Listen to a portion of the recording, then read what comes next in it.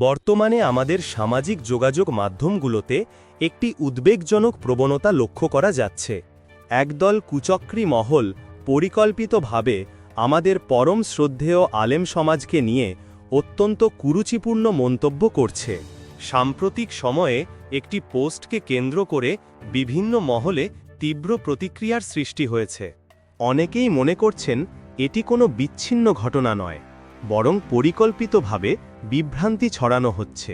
উদ্দেশ্য একটাই, সমাজে একটি বড় ধরনের অস্থিরতা তৈরি করা।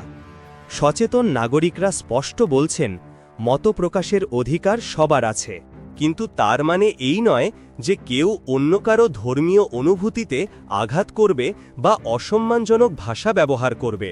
শালীনতা এবং পারস্পরিক শ্রদ্ধাবোধই একটি সুস্থ সমাজের মূল ভিত্তি। আলেম সমাজ আমাদের ধর্মীয় ও নৈতিক শিক্ষার পথপ্রদর্শক। তাদের নিয়ে এই ধরনের বিদ্বেষপূর্ণ বা উস্কানিমূলক মন্তব্য কেবল বিভেদই তৈরি করবে। তাই প্রতিটি নাগরিকের উচিত এ ধরনের পোস্ট শেয়ার বা মন্তব্য করা থেকে বিরত থাকা। আমাদের অনলাইনে আরও দায়িত্বশীল হতে হবে। পরিশেষে প্রশাসনের প্রতি জোরালো দাবি জানানো হচ্ছে যে, যারা এই ধরনের ধর্মীয় উস্কানিতে জড়িত তাদের দ্রুত আইনের আওতায় আনা হোক। আসুন আমরা অনলাইনে আরও সচেতন ও সতর্ক হই এবং পারস্পরিক সম্মান বজায় রাখি। সুস্থ সমাজ গড়ি। ধন্যবাদ।